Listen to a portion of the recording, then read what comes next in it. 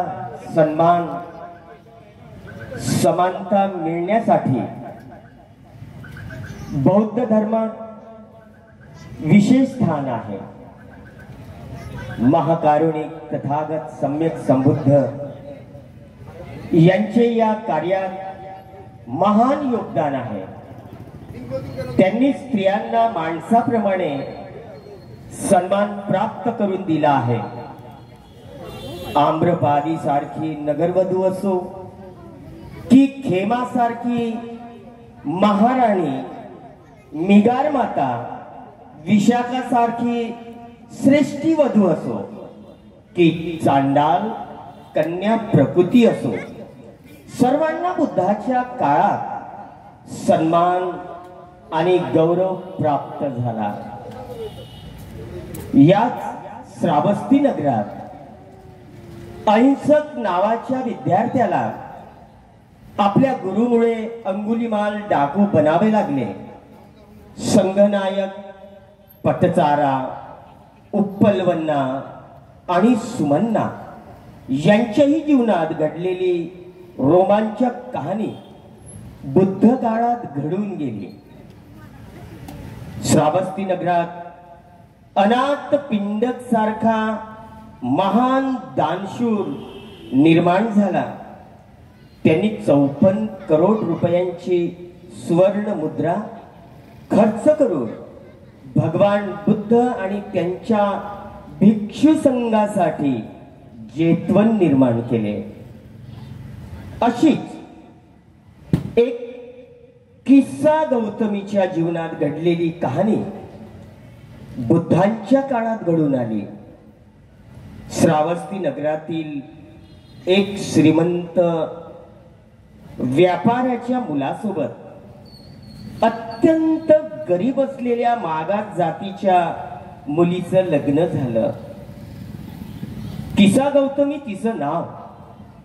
किसा गौतमी मागास जातीच्या असल्यामुळे परिवारातील लोक तिचा स्वीकार करीत नव्हते। नेहमी तिरस्कार व टोचरे बोल ऐकून किसा गौतमी दुःखी कष्टी झाली। किसा गौतमीच्या जीवनात घडलेली ही रोमांचक कहाणी बुद्धाच्या काळात घडून आली आहे। सादर होत आहे किसा गौतमी। सादर होत आहे किसा गौतमी। किसा गौतमी।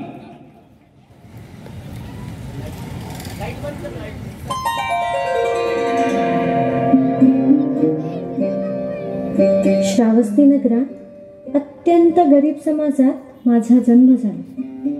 माझं खरं नाव गौतमी तिसा, पण मी शरीराने अत्यंत दुबळी, पतली, कृश असल्यामुळे मला गौतमी किसा म्हणू लागले आणि हळूहळू साऱ्या गावात मी किसा गौतमी या नावाने प्रसिद्ध झाले। मी दिसायला सुंदर असल्यामुळे श्रावस्ती येथील एका उच्च जातीच्या धनवान मुलाचं माझ्यावर प्रेम जोडलं। मी शूद्र जातीची असल्यामुळे मला ते प्रेम मान्य नव्हतं।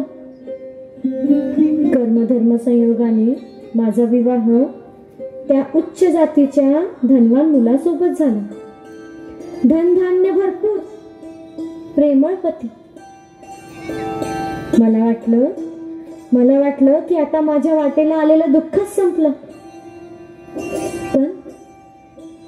पण तसं झालं नाही। माझ्या पतीचे माझ्यावर अपार प्रेम, पण माझ्या घरचे, त्याचे आई बाबा माझ्यावर बेहद नाराज। मी शूद्र जातीची गरीब मुलगी असल्यामुळे ते मला घरात घ्यायला तयार नव्हते। माझ्या पतीच्या आग्रहाखातीर मी नववधू म्हणून त्यांच्या घरी आली। आई बाबांच्या पाया पडले, पण ते त्यांच्या पायाला स्पर्श करू देत नव्हते। दूर हो माझ्या समोरून, चालती हो ह्या घरातून, एक मिनिटही थांबू नकोस इथे। दिवस रात्र त्यांची सेवा करूनही ते माझा तिरस्कार, घृणा आणि द्वेषच करीत होते. घराबाहेर काढण्याचा प्रयत्न करीत होते. त्यावर माझे पती आई बाबांना म्हणायचे, ती माझी धर्मपत्नी आहे, तिला कोण बाहेर काढतोय हे बघतो मी. आई म्हणत होती, हो हो, राहा इथे. जसं की देवा ब्राह्मणासमोर लग्न झालं, सटवी अच्युत आमचं घर निघाले. कुठली अवदसा शिरली या राजकुमाराच्या घरात कुणाच ठाऊक. आई असं अभद्र बोलू नका हो. तुम्हाला नसेल आवडत तर निघून जाते मी. कुठेही जायचं नाही किसा. हे घर माझं आहे. माझा जसा या घरावर अधिकार आहे तेवढाच तुझाही अधिकार आहे. कारण तू माझी पत्नी झाली आहे किसा. माझे आई बाबा तुझ्यावर रागावलेत का? नाही. मग हे डोळ्यातले अश्रू? काही नाही. माझ्या कर्माचं फळ मला भोगावंच लागेल. अभागी आहे, तुमची अभागी आहे. मी पडली गरिबाची मुलगी, त्यातही शूद्र कुळातील मागास जातीतील. जातीभेद व श्रीमंतीचं भूत जणू त्यांच्या मनगुटीवर सवार झालं होतं. माझं लग्न तर झालं, पण सासरचे लोक माझा स्वीकार करू शकत नव्हते. मला नेहमी टोचून बोलायचे. त्यांचे कडवे बोल सहन करून माझ्या हृदयाची चाळणी झाली. मला असह्य वाटू लागलं. यापेक्षा मला गरीबाच्या घरी दिलं असतं तर मी सुखाने संसार केला असता. अहो, ज्या माणसाचं मनच चांगलं नाही तरी श्रीमंती, मोठे घर काय कामाचे. घृणा व तिरस्काराचे जीवन जगून मला कंटाळा. फक्त पतीकडे पाहून कसे तरी दिवस काढत आहे. केवळ पतीचा सहारा. किसा, अगं किसा, असा वैताग करून घेऊ नकोस. माझे पती मला म्हणायचे, किसा, मी तुझ्याशी लग्न का केलं ते सांगाल तरी? किसा, मला ह्या जाती धर्माच्या उच्च नीचतेच्या गोष्टीच पटत नाही. मला या रूढी परंपरा भेदाभेद नष्ट करायच्या आहे. त्यासाठीच मी तुझी निवड केली आहे. तुझ्या प्रेमात वाहत जाताना एक गोष्ट विचारायची राहूनच गेली. विचारा की स्पष्ट. आपलं लग्न झालं? हो. आपल्या घरी बाळ जन्माला आलं की आई बाबा विसरतील सर्व. मग तुझे सुखाचे दिवस सुरू होतील. हो. मलाही असंच वाटते. विवाहाच्या बऱ्याच वर्षापर्यंत मला मूल झालं नाही. त्यामुळे सर्व परिवार माझा तिरस्कार करू लागला. पतीही माझ्यापासून दूर जाऊ लागले. ते म्हणाले, किसा, पुरे झाले आता. मला बाळ पाहिजे, मूल पाहिजे, समजलीस?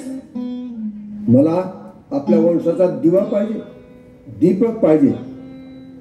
घरात अमाप संपत्ती, नोकर चाकर, पण ते काय कामाचे?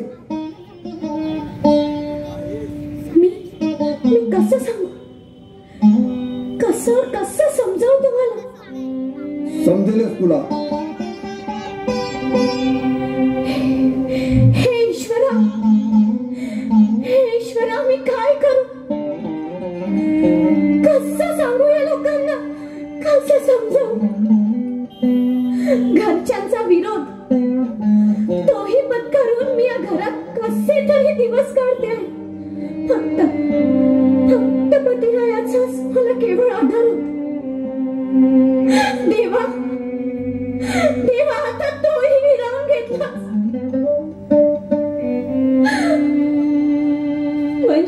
दीपक पाहिजे म्हणून तेही माझ्यापासून दूर होत चालले. हे देवा, हे ईश्वरा, तू एका अभागीला अधिक अभागी करतोस. तुला माझी थोडीशी दया का येत नाही? मूल होण्यासाठी मी तुझी किती भक्ती करते. काय कमी ठेवलं तुझ्या भक्तीत, तुझ्या सेवेत? बघ ना, बघ कशी अवदसा झाली या किसाची. जो कठीण प्रसंगात धावून येत नाही, मदत करीत नाही, तो ईश्वर कुठला ईश्वर? तो देव नाही, दगड आहेस, दगड. हे सटवे, हे अवदसे, आता रडतेस कशासाठी? कुणासाठी रडतेस? आम्ही अजून जिवंत आहोत या घरात तुझ्या त्या भिकारड्या बापासाठी रडतेस का? नाही हो, मी माझ्यासाठीच रडते, माझ्या नशिबासाठी रडते. संपलं आता तुझं नशीब. तुला सांगून गेली होती मी हे घर सोडायचं म्हणून. किती वर्ष झाले या घरात येऊन? झालं का तुला मूळ? चल, चालती हो घरातून, चल. चालती हो म्हणते ना तुला ह्या घरातून. मी पुत्री कुठली? हाय, असं करू नका. मला नातू पाहिजे, नातू. माझ्या राजकुमाराला फसवलंस आणि या भरल्या घरात आलीस. अवदसा कुठली? राजाच्या राणीसारखी राहतेस या घरात. तुझा बाप, तुझी जात, तुझे काम, तुझी औकात आहे का? हे अवदसे, अशी फुक्कटची राणी नाही पाहिजे या घरात. चालती हो या घरातून, चालती हो म्हणते ना. हाय,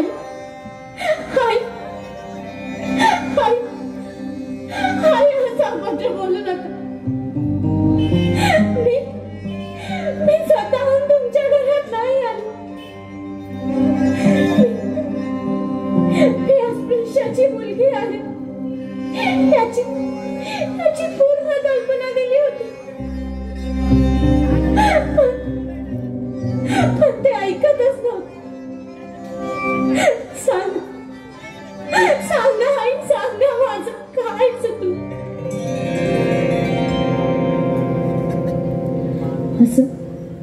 असं अंग जळणारे शब्द माझ्या कानी येऊ लागले. काट्याचे बोल माझ्या हृदयात टोचू लागले. मी काय करू? कोण ऐकणार माझं? कुणाला सांग? हृदयावर दगड हे सहन करावं लागलं. मला कोणाचाही आधार उरला. मला सह्य झालं. आत्महत्येशिवाय आता कोणताही मार्ग दिसत नव्हता.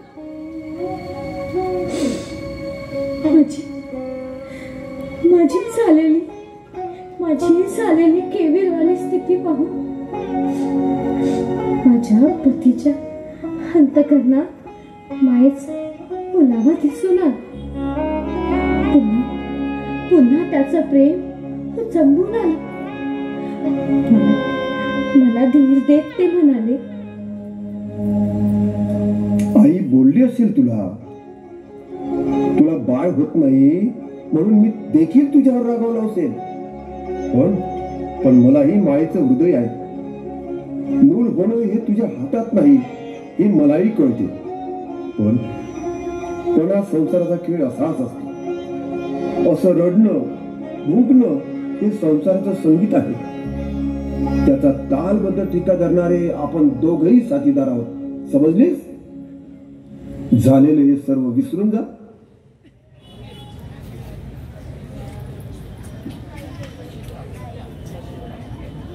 ती घृणा, ती निंदा व ते टोचरे बोल सहन करण्याची शक्ती मला आली. ते म्हणाले, मला तुझी अशीच साथ हवी, करशील ना साथ?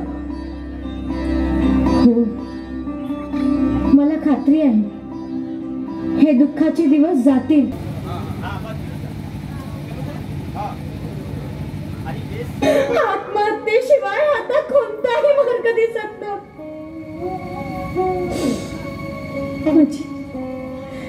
माझी झालेली केविलवाणी स्थिती पाहून माझ्या पतीच्या अंतःकरणात मायेच ओलावा दिसून आला. पुन्हा त्याचं प्रेम चंबून आलं. मला धीर देत ते म्हणाले, आई बोलली असेल तुला बाळ होत नाही म्हणून मी देखील तुझ्यावर रागावला असेल, पण मलाही मायेचं हृदय आहे. मूल होणं हे तुझ्या हातात नाही हे मलाही कळते. पण हा संसाराचा खेळ असाच असतो. असं रडणं भुंकणं हे संसाराचं संगीत आहे. त्याचा तालबद्ध टीका धरणारे आपण दोघही साथीदार आहोत. समजलीस? झालेले हे सर्व विसरून जा. तुम्ही विचारवंतच नाही तर समजदार देखील आहात. जीवन जगण्याचं बळ तुम्ही मला दिलं. तुमच्या मायेच्या ओलाव्यानं तो तिरस्कार, ती घृणा, ती निंदा व ते टोचरे बोल सहन करण्याची शक्ती मला आली. ते म्हणाले, मला तुझी अशीच साथ हवी, करशील ना साथ? हो, मला खात्री आहे हे दुःखाचे दिवस जातील. चला आपण घराबाहेर जाऊ. तिकडेच देवदर्शन करीत 2-4 महिने राहू.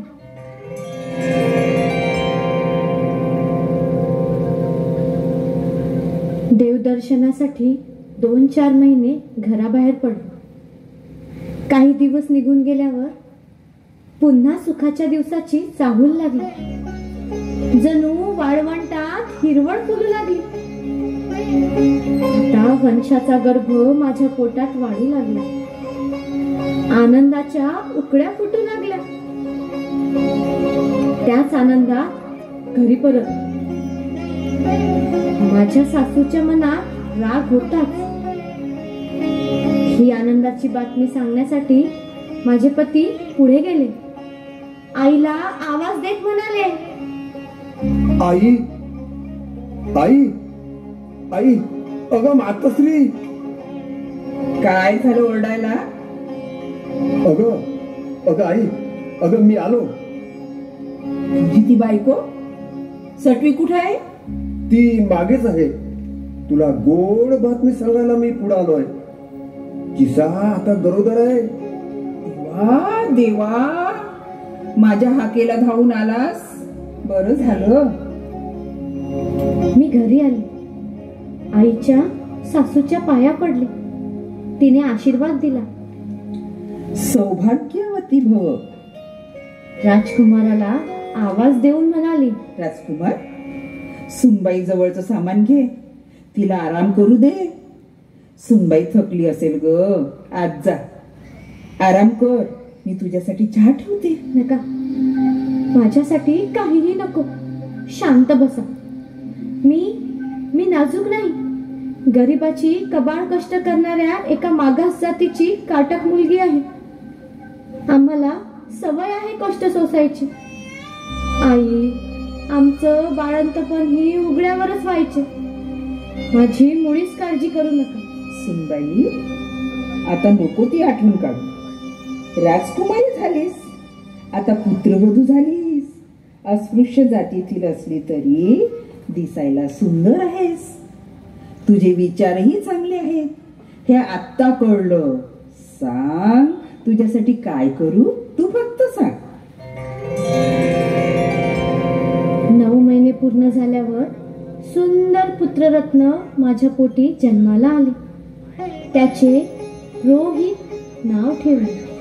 आता पुत्रवधू म्हणून माझा आदर वाढू लागला. माझा विरोध करणारे बदलून गेले. पहा पहा नियतीचा खेळ कसा निराळा आहे. लोक कसे बदलतात ह्या मतलबी दुनियेत. मी शूद्र कुळातील मागास जातीची, त्यातही गरिबाची मुलगी म्हणून पदोपदी माझा छळ करणारे कसे बदलून गेले. सर्वत्र आनंदी आनंद. आता माझं बाळ हळूहळू मोठं होऊ लागले. त्याच्या आवाजानं घरात रौनक वाढू लागली. सर्व त्याला अंग खांद्यावर खेळवू लागले. आता ते विसरून गेले की बाळाची आई शूद्र कुळातील आहे, गरीब आहे, मागास जातीची आहे. मला आता पूर्ण मानपान मिळू लागले. पाळण्यात झोपणारा बाळ माझं चालू लागलं. अंगणात असलेल्या बगीच्यात तो खेळू लागला. माझ्या आनंदाला तर आता सीमाच उरली नाही.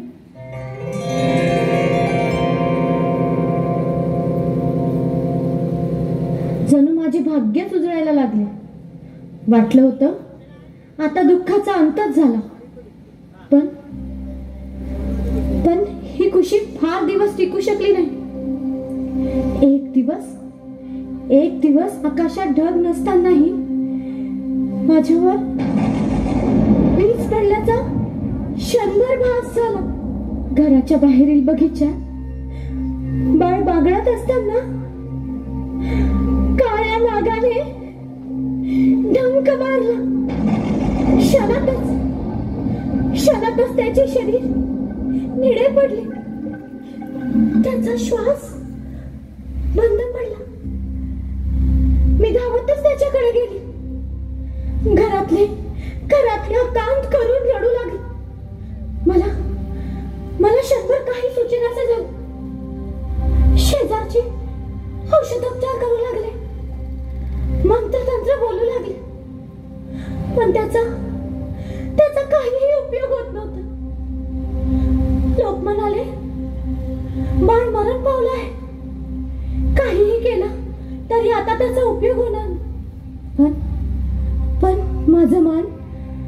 माझं मन मान्य करीत नव्हतं. अरे माझ्या बाळाला काय झालं? ते बोलत नाही, हसत नाही. बाळ रुसलास का? बाळ अरे बोल ना रे बाळा, थोडा तरी बोल. बाळ बोल ना रे बाळ.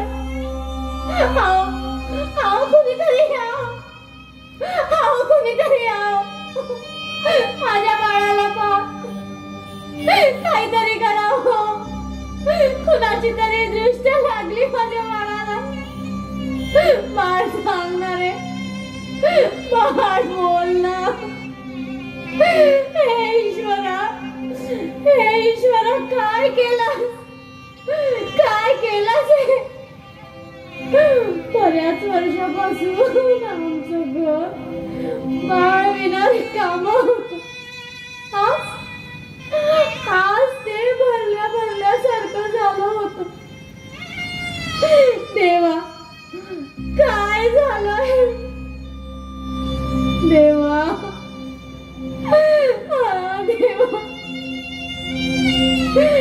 देवा बाळासाठी काय नाही केलं. लोक सांगते म्हणून मी तुझी पूजा अर्चा व्रत वैकल्प तुझी सेवा केली. स्वतःचं मन मारून या घराचा राग द्वेष घृणा तिरस्कार सहन केला. दिन रात सर्वांची सेवा करून मला काय मिळालं? चांगले दिवस आले तेही तुला पावले नाही.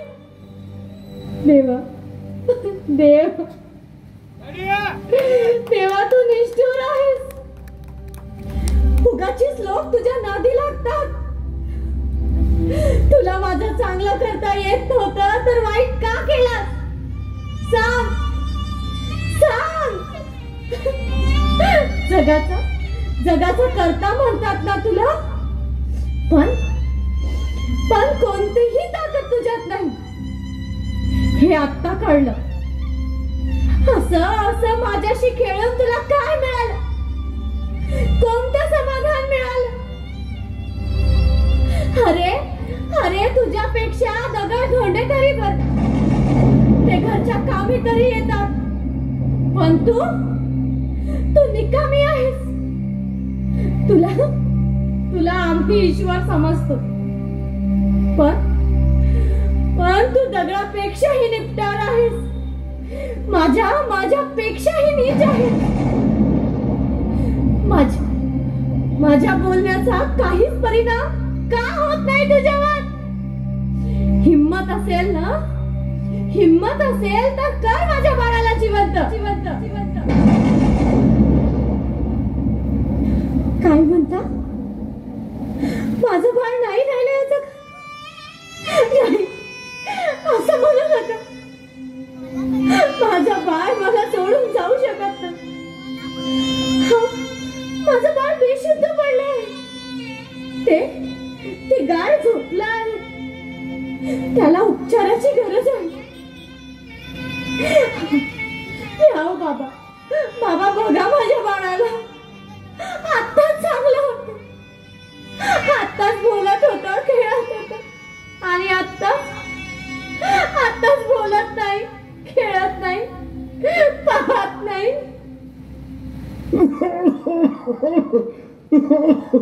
बेटी, बघू दे बाळाला, दे इकडे, दे माझ्याकडे. बेटी बेटी बेटी, हे 2 डाग दिसत आहे ना, त्या विषारी सापाच्या चावलेल्या शकून आहेत. विषारी साप चावला आहे. विषारीमुळे ते मरण पावले आहे. मरण पावले म्हणजे काय हो? सापाच्या विषामुळे त्याचा मृत्यू झाला. आता ते बोलणार नाही, हसणार नाही.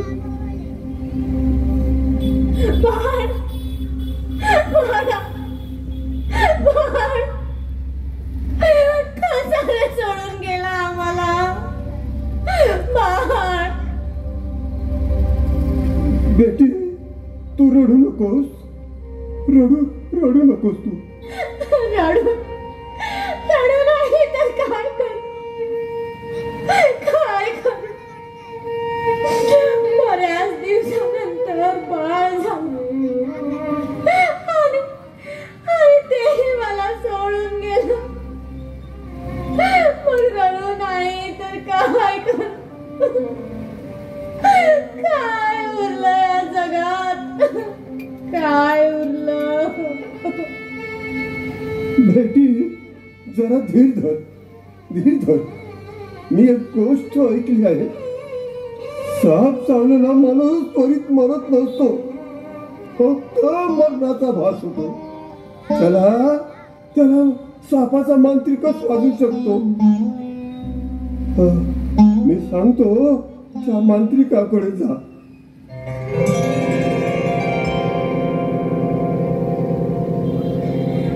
हे जादूगरा, मांत्रिका, हे महामांत्रिका, माझ्या बाळाला जिवंत करावं. त्याला विषारी साप चावला.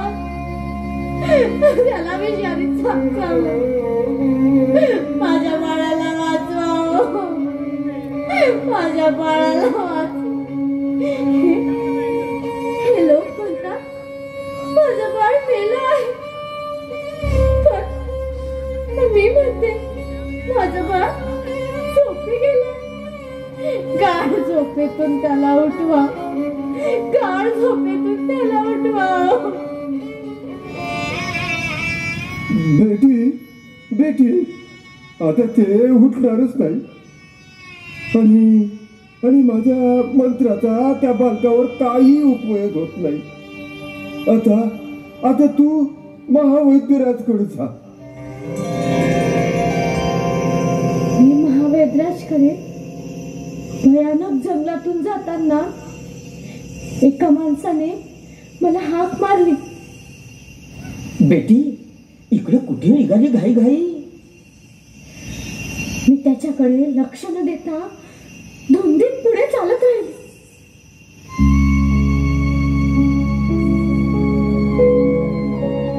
बाळ मेले परीती किसा गौतमी, प्रेत बाळाचे घेऊन फिरे बावरी, प्रेत बाळाचे घेऊन फिरे बावरी.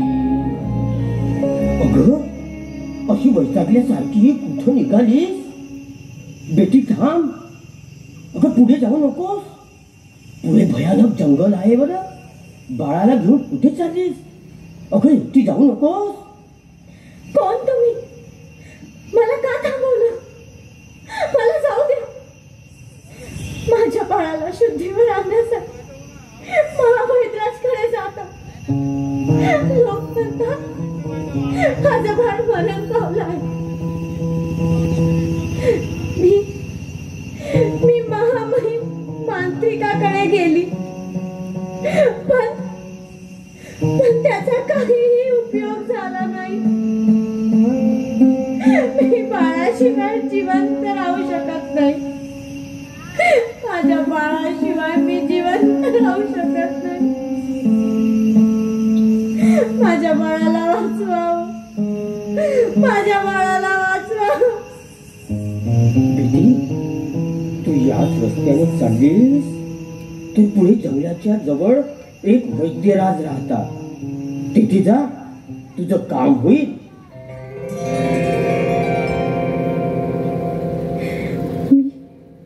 मी त्या वैद्यराजकडे गेले, पण त्याने माझं बाळ जिवंत केलं नाही. त्याने माझं बाळ जिवंत केलं नाही. बेटी, घरी जा. तुझं बाळ या जगात राहिलं नाही आता. त्याला कोणीही जिवंत करू शकत नाही. हा दैवाचा खेळ निराळाच आहे.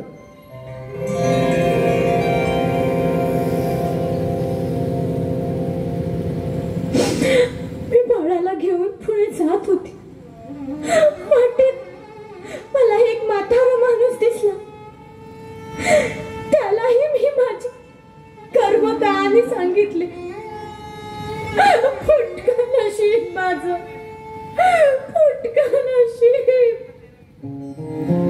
माझ्या बाळासाठी मी मांत्रिकाकडे गेली, वैद्यराजकडे गेली, पण कोणीही काहीच करू शकले नाही. काहीच करू शकले नाही.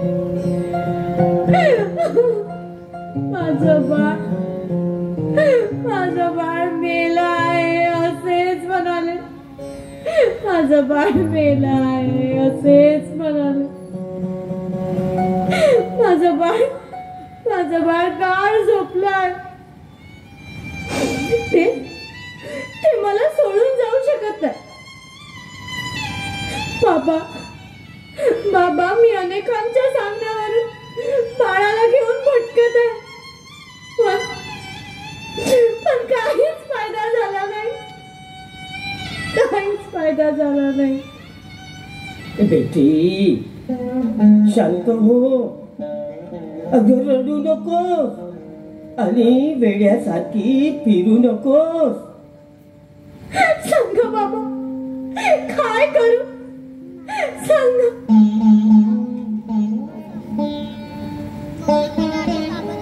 आपल्या श्रावस्ती नगरात एक साधू आला आहे. त्यांना तथागत म्हणतात.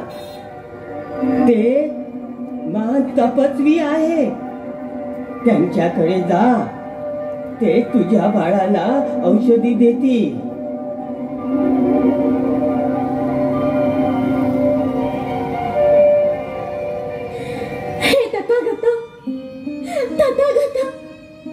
माझा एकुलता एक बाळ विषारी साप चावल्याने बेशुद्ध झाला आहे.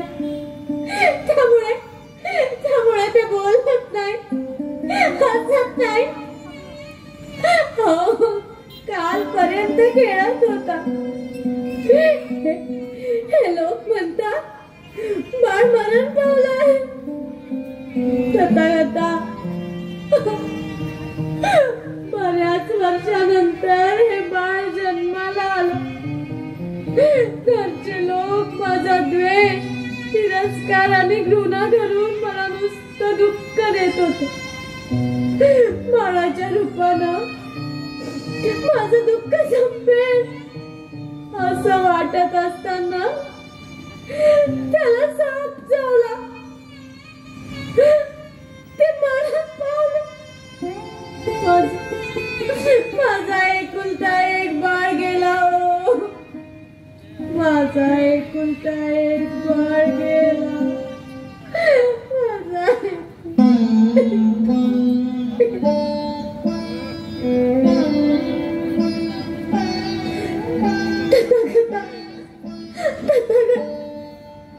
असं का घडलं माझ्याशी? बाळ जिवंत करण्यासाठी मी अनेक लोकांकडे गेली, पण काहीही उपयोग झाला नाही. कुणीही माझा बाळ जिवंत करू शकलं नाही. भगवंता, तथागता, तुम्हीच माझं बाळ जिवंत करू शकता असे गावातील लोक म्हणाल. म्हणून मी तुमच्याकडे आले. जीवनदान द्या हो माझ्या मुलाला, जीवनदान द्या. तुम्ही महावेदराज आहात असे लोक सांगत होते. हे महावेदराज, तथागता, माझ्या मुलासाठी औषध द्या हो. माझ्या मुलासाठी औषध द्या. माझ्या मुलासाठी औषध द्या. ए भगिनी, शांत हो. सांगणाऱ्या लोकांनी तर सत्य सांगितलं की मी महावैद्यराज आहे. भगिनी, शांत हो, रडू नको. त्याला मी योग्य औषधच देईन. तथागता, मी आपले उपकार कधीच विसरणार नाही. हे भगिनी, तू आपल्या पुत्राच्या मृत्यूने फार दुःखी झाली आहेस, हे मी समजतो. आता विलाप करू नकोस. तुझं बाळ जिवंत करेल. तू एक काम कर, या नगरात जाऊन मुठभर मोहरीचे दाणे घेऊन ये. त्या मोहरीत मी माझ्या जवळचं औषध टाकेल. तुझ्या बाळाला अवश्य जिवंत करेल. हे भगवान, आत्ता जाऊन आणते मी मोहरीचे दाणे. थांब, एक लक्षात ठेव.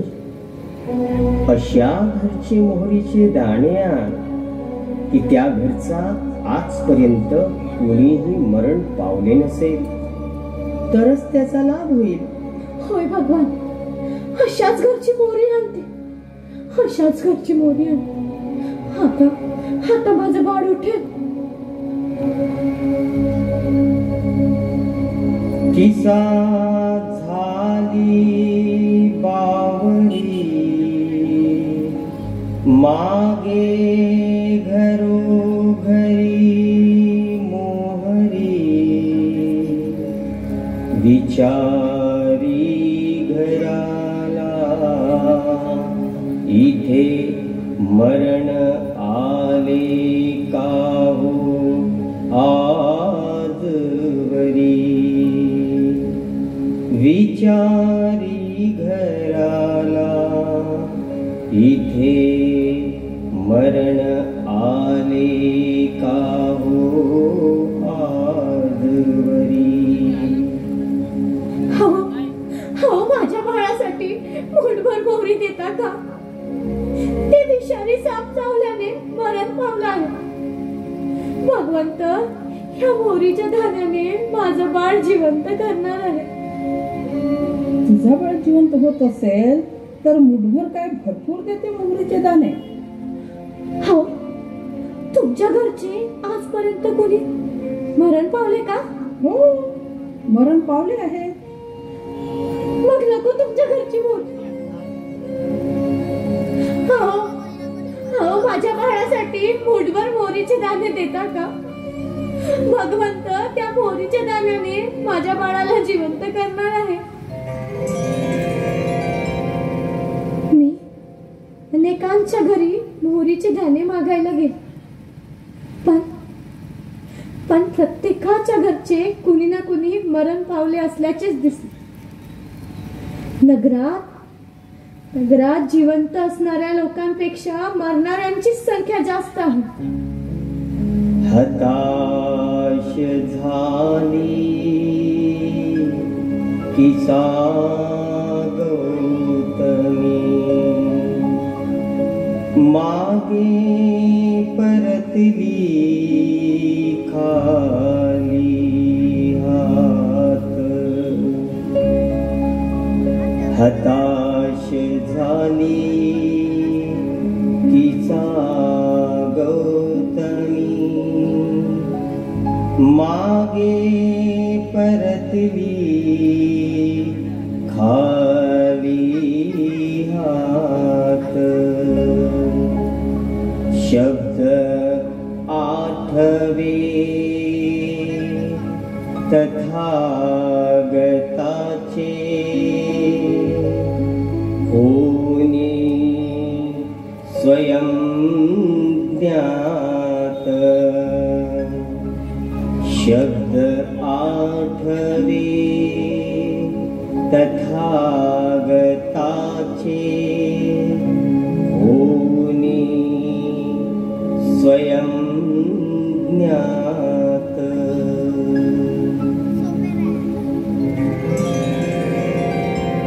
प्रत्येक परिवारात प्रिय लोक मरण पावले आहे,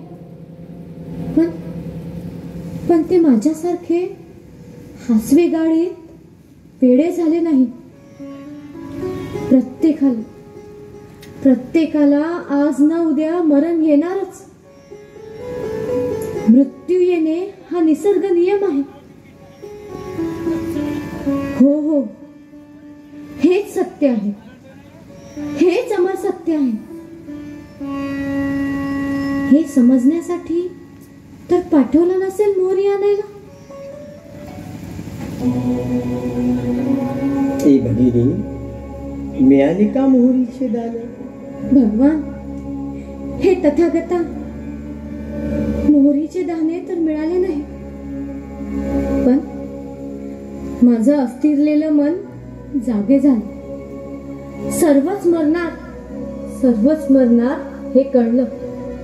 हे भगिनी, तुला आता समजले असेल की प्रत्येक घरात कोणी ना कोणी मरण पावलेला आहे. प्रत्येकाला मरण येणे हा निसर्ग नियम आहे, हा अनित्यतेचा नियम आहे. शरीर हे नश्वर आहे. तुला आणि मलाही मरण येणारच आहे, यातून कोणाचीही सुटका नाही. ए भगिनी, तू पुत्रासाठी शोक करू नकोस.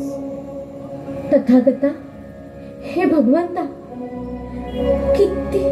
किती अमर सत्य सांगितले तुम्ही.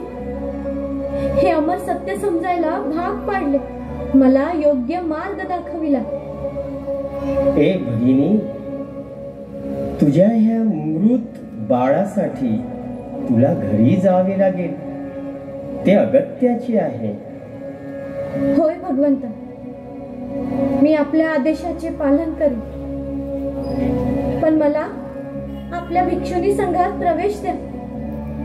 भगिनी, भिक्षुनी संघाचे नियम फार कठोर आहे, तुला ते सांभाळता येणार नाही. तथागता, हे भगवंता, भिक्षुनी संघाचे नियम मला मान्य आहे. मी घरी जाऊन येते, पण मला भिक्षुनी संघात घ्या.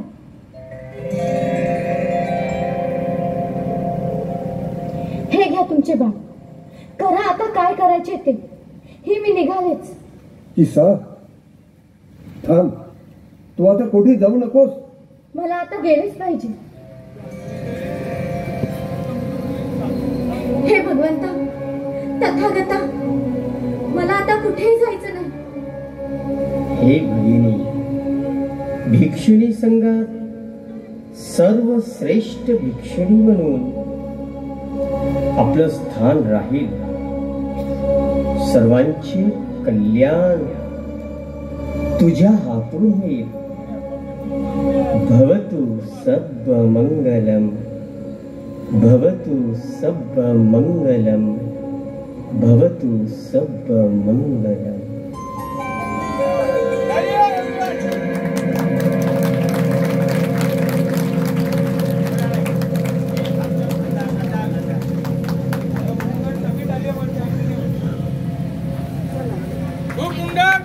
One more!